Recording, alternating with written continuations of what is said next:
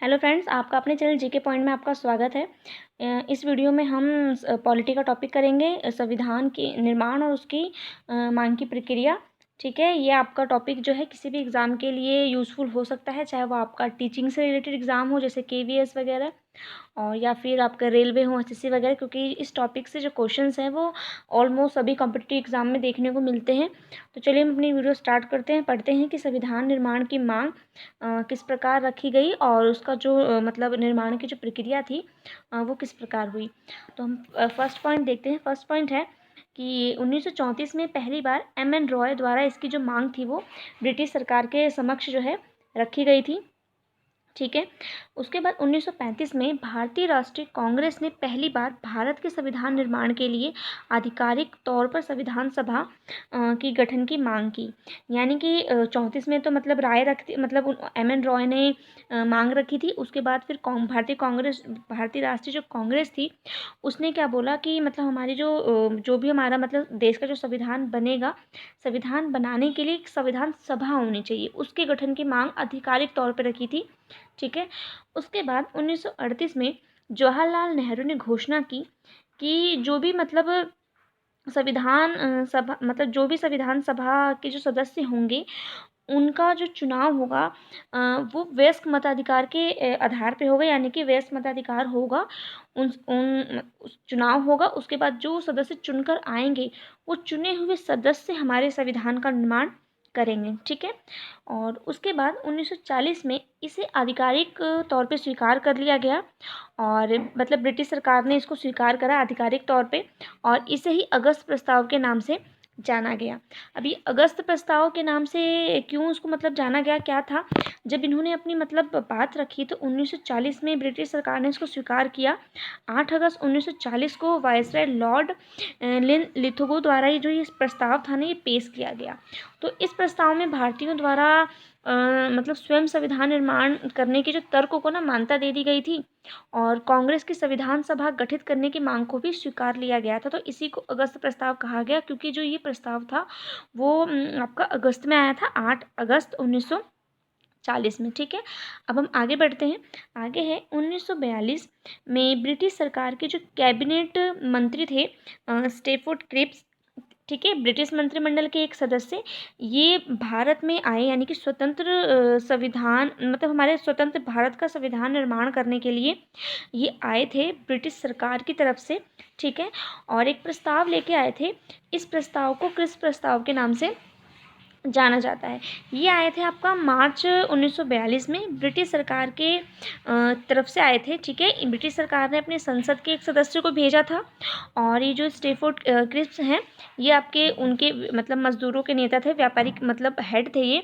ठीक है, इनको भारत भेजा था, और ठीक है यहाँ आए थे।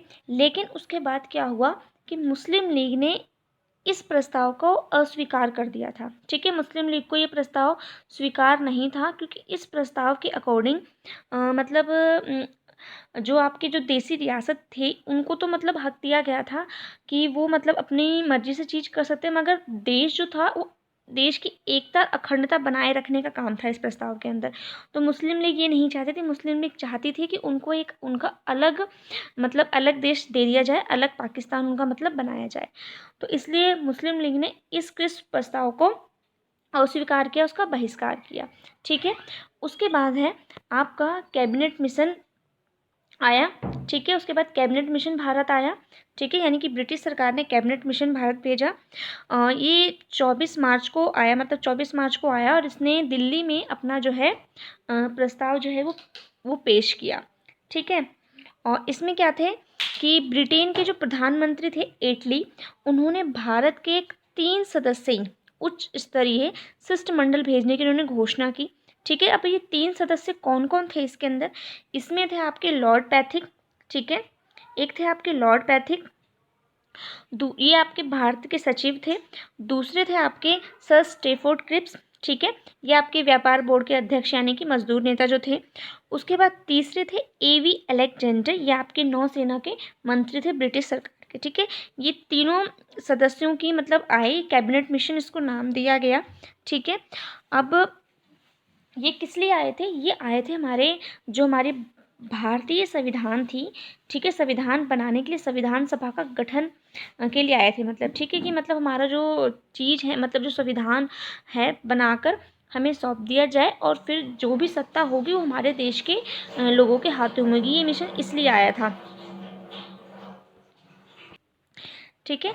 मतलब 24 जनवरी 1946 को ब्रिटिश सरकार द्वारा निर्णय लिया गया था कि कैबिनेट मिशन को जो है भारत भेजा जाएगा, और 19 फरवरी 1946 में घोषणा कर दी गई थी कि भारत को छोड़ने की, ठीक है। उसके बाद फिर ये 24 मार्च 1946 को ये प्रस्ताव जो है प्रस्तुत किया गया, ठीक है। इस प्रस्ताव के अकॉर्डिंग जो संविधान सभा का गठन किया जाएगा, संविधान सभा को बनाने वाले सदस्यों की कुल संख्या कितनी होगी? 389 होगी, ठीक है। इस 389 में से 296 जो सदस्य चुने जाएंगे वो ब्रिटिश भारत से चुने जाएंगे, और 93 सदस्य आपके चुने जाएंगे देसी रियासतों से, ठीक है।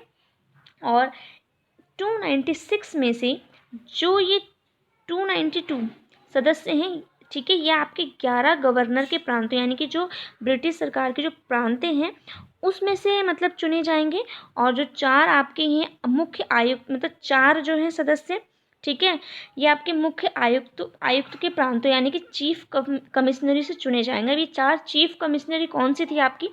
एक थी आपकी दिल्ली, ठीक है, एक आपकी थी कुर्ग जो कि कर्नाटक में है, ठीक है, एक है आपकी अजमेर के मेरवाड़ा से, ठीक है, चौथी है आपकी ब्रिटिश बलूचिस्तान से जो कि आपका पाकिस्तान का हिस्सा है, ठीक है। इन 4 जगहों से इनको चुना जाना था।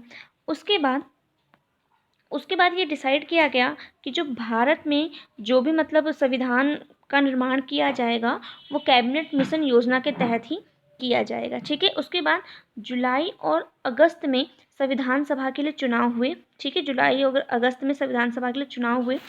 इस चुनाव में 208 सीट्स जो थी वो कांग्रेस को मिली, 73 यानी कि 73 सीट मुस्लिम लीग को मिली, और जो बाकी 15 सीट्स बची वो छोटे व स्वतंत्र सदस्यों को इसको मिल गई, ठीक है।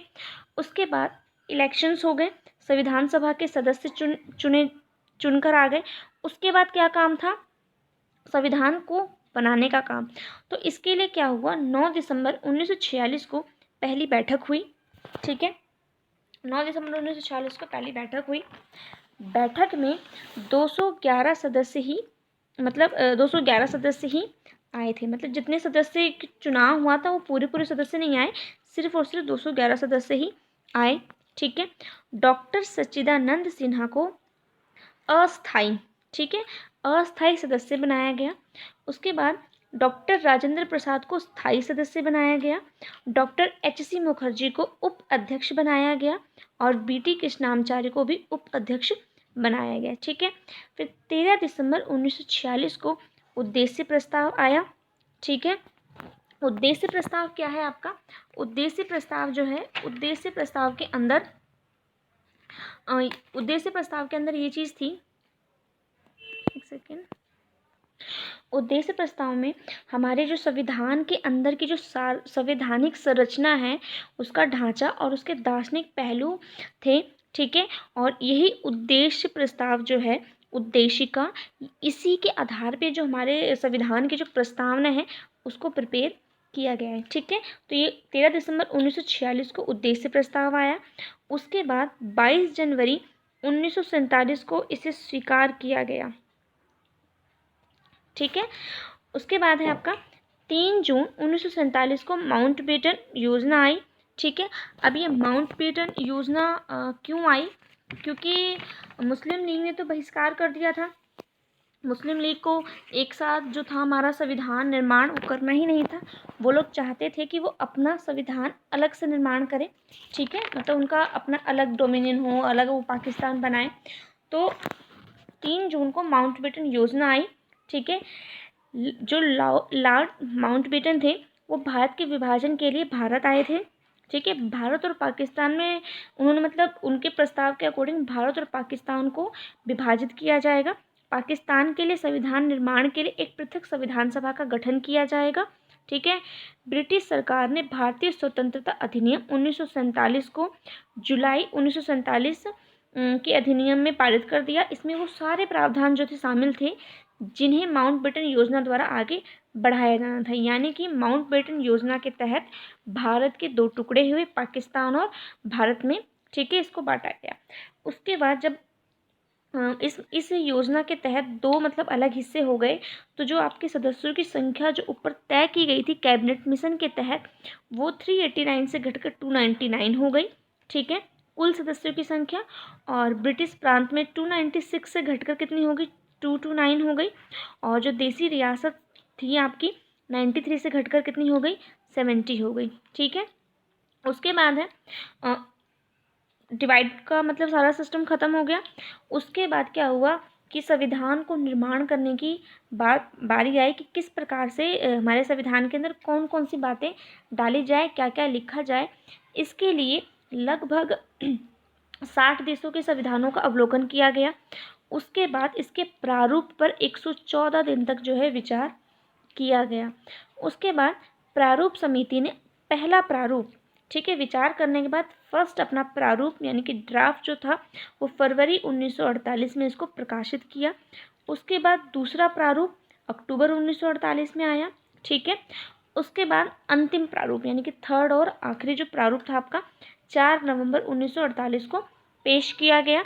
उसके बाद क्या था, इस प्रारूप को जब आखिरी बार पेश किया गया, पेश करने के बाद ही इसके ऊपर मतलब चर्चा की गई। फर्स्ट टाइम चर्चा कब की गई, जब इसको आखिरी बार प्रस्तुत किया गया, यानी कि 4 नवंबर 1948 को इसको प्रस्तुत किया गया। और चर्चा भी फर्स्ट टाइम तभी हुई और इसको पेश मतलब किया गया था डॉक्टर BR अम्बेडकर के द्वारा, ठीक है। इस पर आपकी 5 दिन तक चर्चा आपकी मतलब चली थी, 4 या 5 दिन तक इस पर चर्चा चली। उसके बाद है आपका इस प्रारूप पर दूसरी बार 15 नवंबर 1948 से लेकर 17 अक्टूबर 1949 तक इस पर चर्चा चली थी, मतलब दूसरी चर्चा इतने टाइम तक चली। उसके बाद तीसरी चर्चा आपकी 14 नवंबर 1949 तक मतलब चली, ठीक है। यानी कि जो ये आखिरी चर्चा थी, ये तीसरी चर्चा जो थी आखिरी थी, यानी 14 नवंबर 14 नवंबर 1949 से लेकर 26 नवंबर 1949 तक इसकी तीसरी चर्चा चली। और तीसरी चर्चा में ही इसको अपना लिया गया, यानी कि इसे पारित कर दिया गया, ठीक है। यानी कि संविधान जो था आपका बन के पूरा प्रिपेयर हो गया। अब देखो, जिस दिन इसको पारित किया गया उस दिन 299 मेंबर में से 284 मेंबर ही उपस्थित थे और इतने ही यानी कि 284 मेंबर्स के ही हस्ताक्षर उस पर हुए, ठीक है।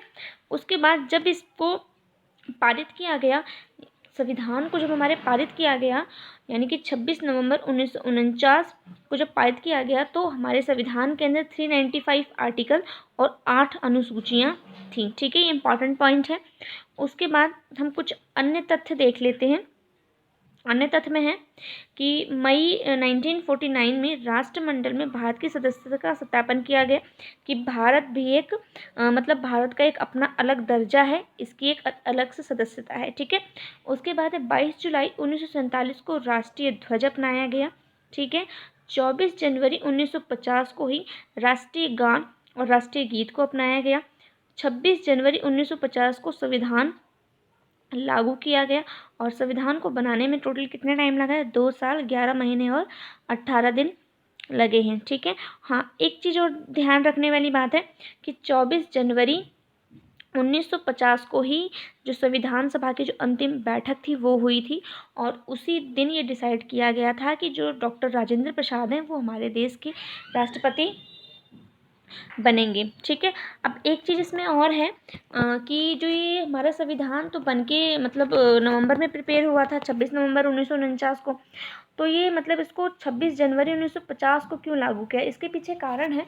कारण ये है कि इस दिन भारतीय राष्ट्रीय कांग्रेस के लाहौर अधिवेशन, ठीक है, जो कि आपका दिसंबर 1929 में हुआ था, ठीक है, में पारित हुए संकल्प के आधार पर पूर्ण स्वराज दिवस मनाया गया था, मतलब डिसाइड कर लिया गया था, ठीक है। इसी नाते सॉरी गलत बोल दिया मैंने, 26 जनवरी 1930 में मतलब हुआ था, तो इसीलिए हमने इसको 26 जनवरी के दिन ही हमने इसको लागू किया, ठीक है।